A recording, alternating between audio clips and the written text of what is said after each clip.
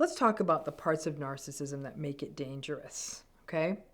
Narcissism isn't just about an overgrown adolescent spouse liking bikini pictures on Instagram or flirting with a colleague at work or unfathomable selfishness or a friend always being competitive with you and not caring about your feelings or a narcissistic parent once again wailing that you won't be coming home for the holidays and calling you ungrateful or a selfish brat. It can be that, and it often is.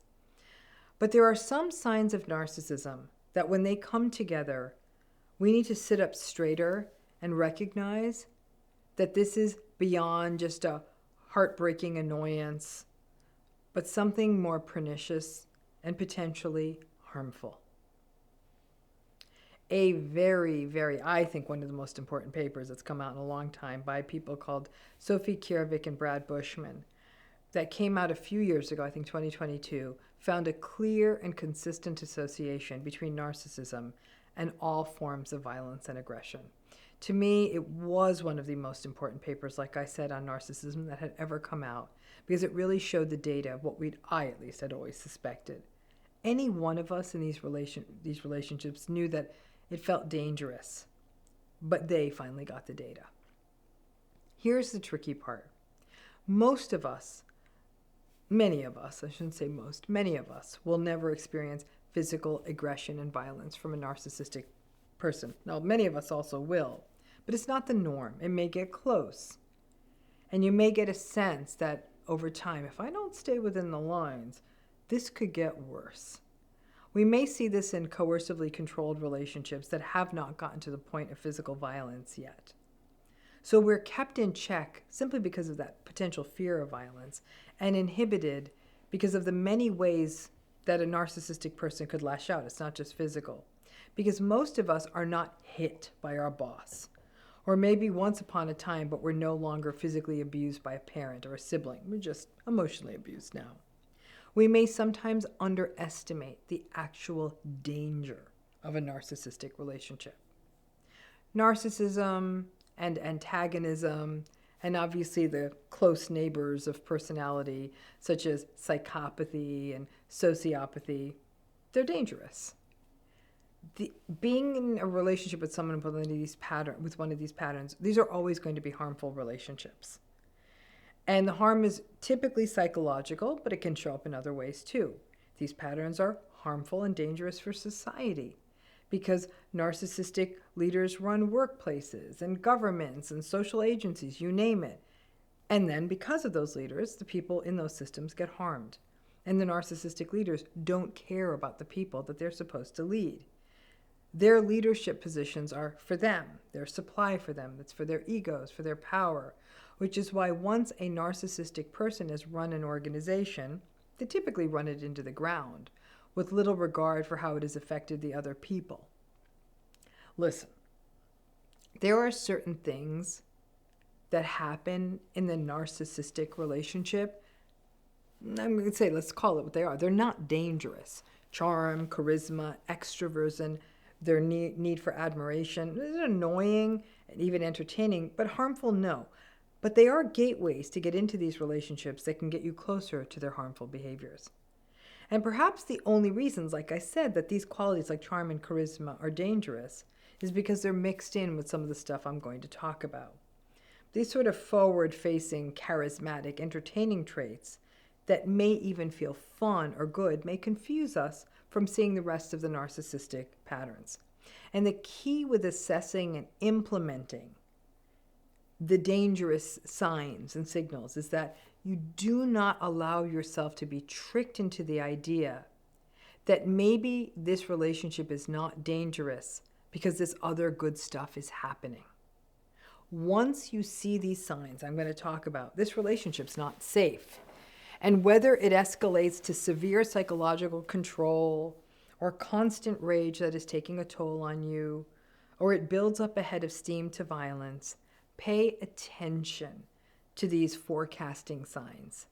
The sad thing is, there is a world where we could prevent this kind of violence within relationships, but our laws and systems are not set up to let us do this.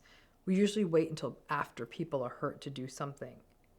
And then in narcissistic relationships, we often get confused by some of the big shiny stuff like charm or charisma or seductiveness, or the not so shiny stuff that plays on our pity and vulnerability, such as victimhood, shame, and pseudo apologies.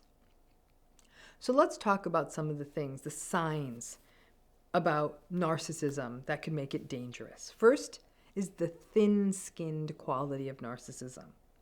Whether you make a little joke or give feedback or treat the narcissistic person in any way that implies that they're not special, for example, they have to wait in line, they're not given VIP status, well, that's experienced by them as a narcissistic injury, and that shows a cascade effect.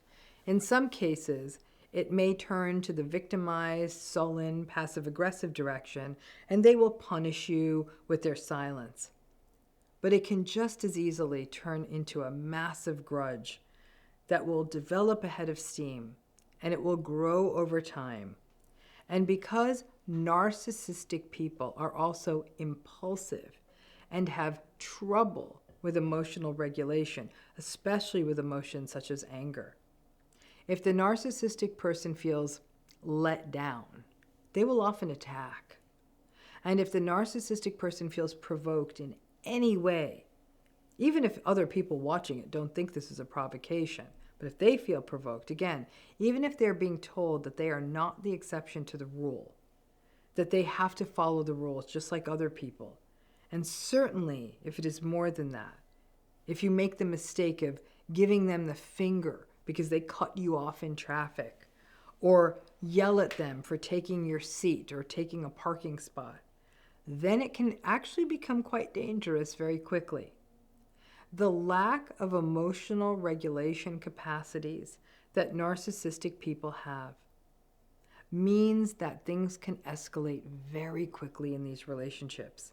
And the ego injury quickly turns to shame, which quickly turns to targeted rage at the person that they believe caused the injury, which can then turn to not only impulsive rage in the moment, but also plant the seed of a grudge, a slowly plotted revenge. And they will make you pay for making them look or feel bad. Thus the very expensive divorces or frivolous lawsuits that you may have faced from narcissistic people. And that takes us to another sign of dangerousness, or another way dangerousness shows up, which is vindictiveness. Narcissistic people hold grudges and need revenge to feel in control. They plot and scheme, the smear campaigns, the flying monkeys, the stalking. It's all part of the revenge. If they view you as someone who made them feel shame, who made them look bad, who made them not feel special, who didn't read their minds and magically make everything okay, they will seek out revenge. And this vindictiveness is why narcissistic people, again, love lawsuits and suing people, and why they will for months and even years keep sending you crazy texts and threatening emails. They will share lies about you with colleagues and friends. They will be on what can feel like a single-minded mission to cut you off from supports and turn your life into a hyper-vigilant disaster. People who go through more severe versions of this will say that they no longer feel safe in the world and are always looking over their shoulders because they do not know what the narcissistic person will do. Interestingly, it is just a matter of time before the narcissistic person perceives that someone new has wronged them, and they may then put their focus on the new source of rage. But until then, the vindictiveness can do its harm, not just through the actual vindictive and vengeful actions, but also because of this hypervigilance you now have to maintain in the world, and you're not sure what they may do to hurt you. Remember, the vindictiveness is also a way for the narcissistic person to maintain power and control and dominance. It's sort of a chronic drumbeat that reminds them that they are going to end up on top because they have to end up there. And that people are scared of them and their power. That sense of sort of power and omnipotence soothes the narcissistic personality. The idea that everyone is scared of them doesn't make them feel bad. It bolsters their sense of power. But, and this is where it gets confusing, they still don't like it when folks treat them as though they're scary. They still maintain the conception of themselves as a nice person, but they kind of want people to be scared of them. Very confusing. Another thing contributing to the danger caused by narcissistic relationships is the narcissistic person's victimhood. They truly, really, and to an almost delusional level, believe that they are the victims, that it is a witch hunt, that people are out to get them. It is the egocentric belief that people, lots and lots of people, are all organized to specifically harm them, as though people have nothing better to do. And when something doesn't go the way they want, it is always about how they are being unfairly targeted and zeroed in on. Victimhood is not just pathetic. It can be the fuel for their vindictiveness.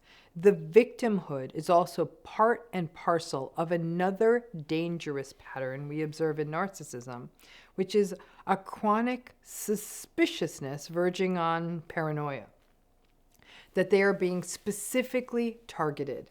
In some cases, can it be delusional? Yep.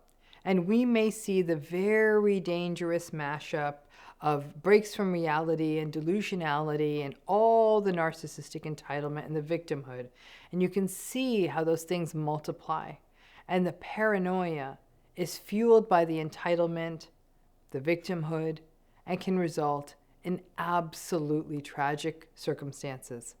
And because the person who is behaving like this can still sometimes present as normal-ish to law enforcement or other authorities who are assessing the situation, it can get written off to just being a family thing or people just needing to cool off, rather than something that's a pattern and potentially and regularly harmful. The chronic suspiciousness of narcissism is different than the hypervigilance we see in trauma survivors and narcissistic relationship survivors. Suspiciousness is often an unfounded, exaggerated belief that people are out to not give the narcissistic person what they are entitled to, and that people are almost, not quite, but almost out to really get them, while hypervigilance is a fear that something bad is about to happen, and the physiological and the behavioral and the cognitive changes a person experiences because of these fears and concerns. Arrogance is also tricky when it comes to the danger of narcissistic relationships, because it comes down to the swagger and the entitled belief that the narcissistic person will never get caught, and even if they do, nothing will happen to them. And historically, in many cases, this has been true. Either the narcissistic person doesn't get caught, or if they get caught, they know people who can make it all go away, or they're charming enough to get away with it. The family or the partner or other people may ultimately decide to not say anything or to not pursue charges or to just let it go. And if that happens enough, it can really embolden and bolster this sense that the narcissistic person has that they will get away with it. The problem is that the narcissistic danger can escalate over time as the person faces few consequences and nobody leaves them. Ultimately, it may be old age that is the only reason that the narcissistic or antagonistic person slows down, because it does take some energy to yell and do harm to other people. The greatest challenge of the narcissistic and antagonistic personalities is the lack of self-reflective capacity. Narcissistic people can have solid cognitive empathy. They can understand feelings, they can understand your feelings, but because of the low empathy, they really don't care. And it doesn't translate into them ever engaging in compassionate action.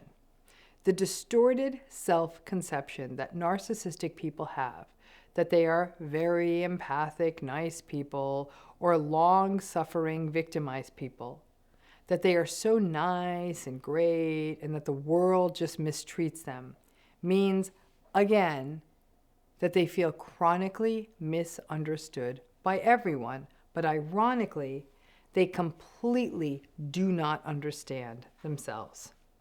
There is a sort of tiny bit of delusion to the narcissistic person. It's not quite enough to qualify as psychosis, but enough to make it that they're clearly not able to self-reflect on their own behavior or on themselves. And this is why therapy with narcissistic clients can be so difficult, and that they often drop out of therapy when the heavy work starts happening.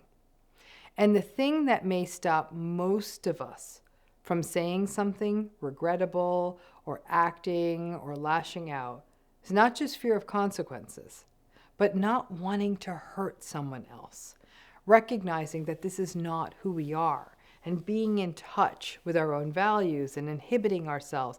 That loop isn't there for narcissistic people, which is what makes this personality style dangerous.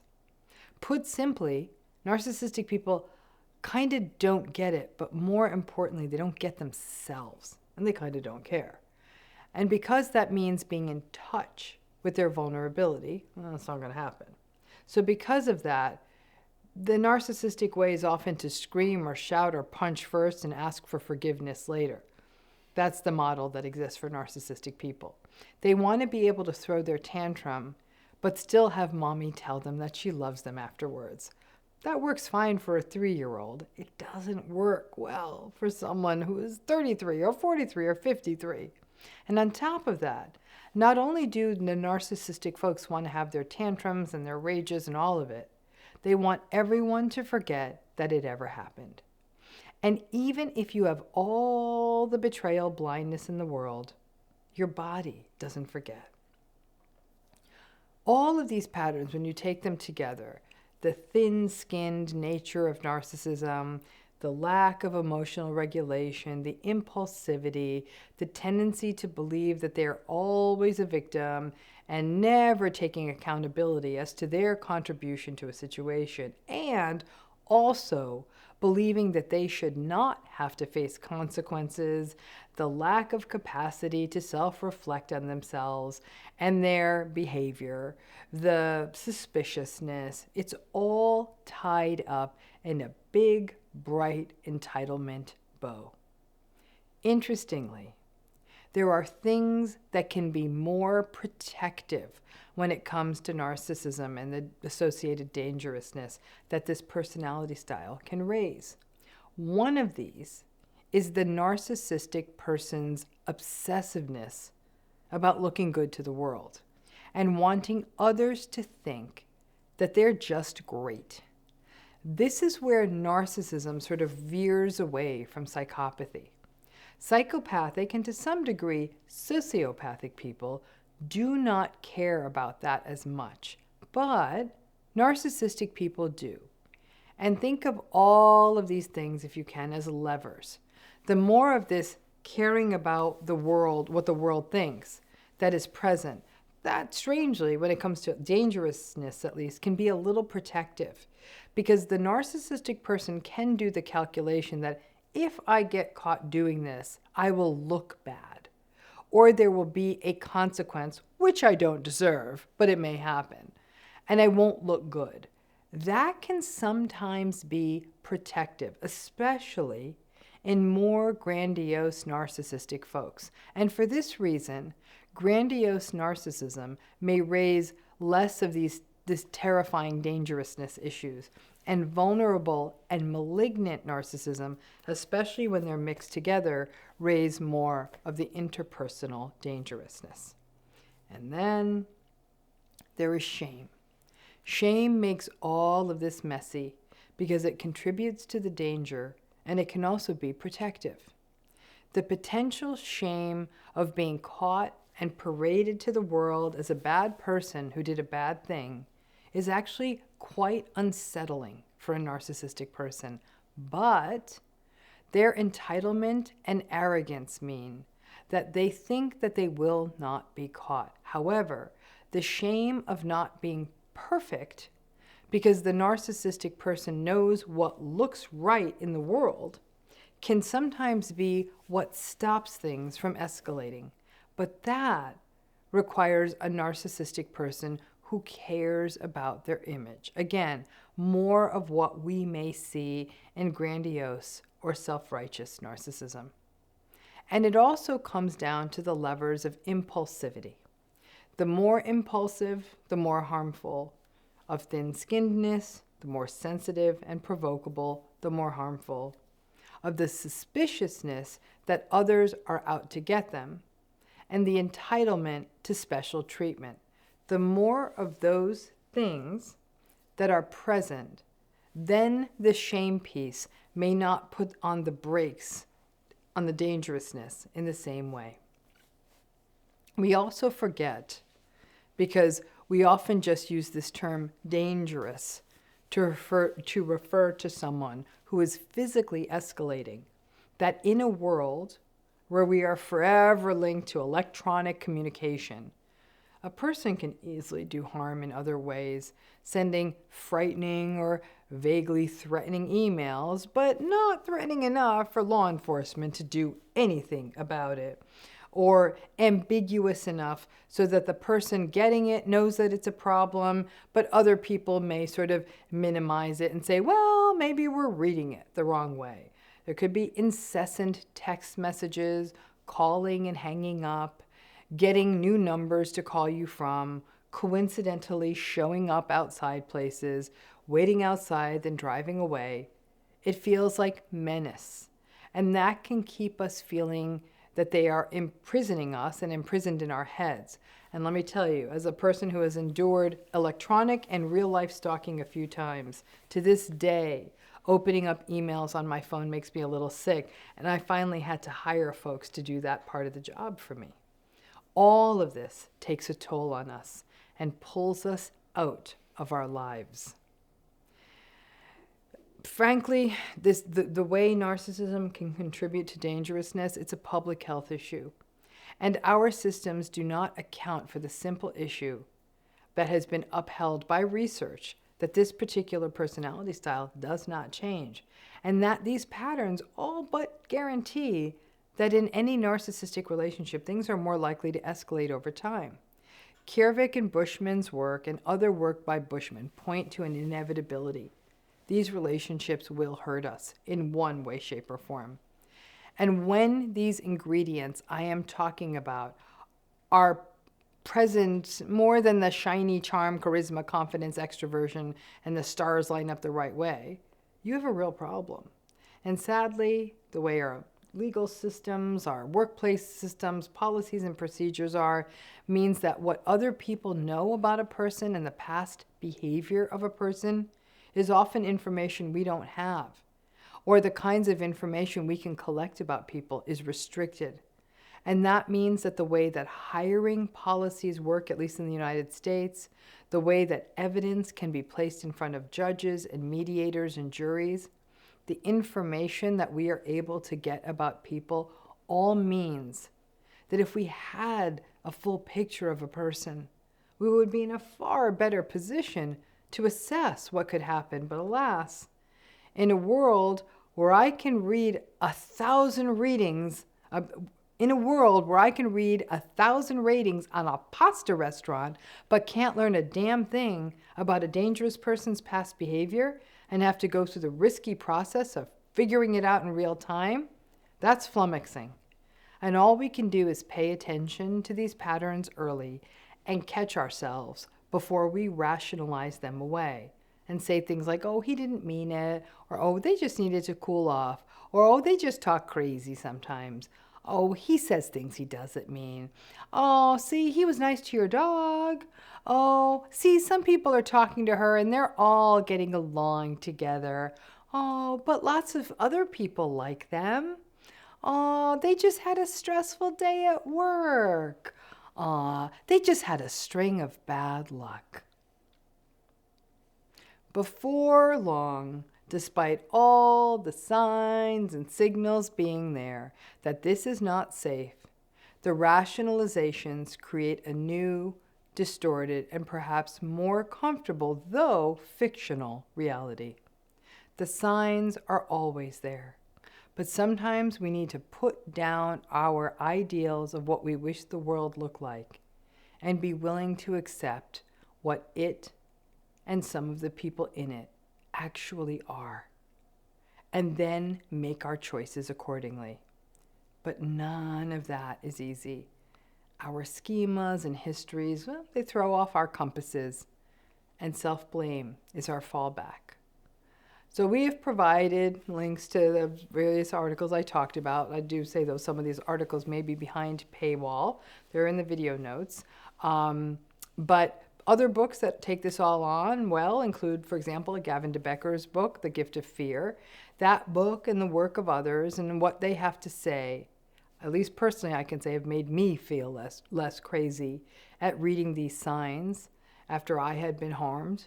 And even while people were telling me, oh, maybe you're just being too harsh, maybe you're not being nice, one day you wake up and realize that, I guess I did, I'd rather be called an unfriendly bitch than take those risks ever again. People who study this closely are all telling you the signs are there, the patterns are there, and we need to get out of our fucking kumbaya circles and pay attention to them. And please pay attention, because this is real, even if other people tell you it's not. Thanks again.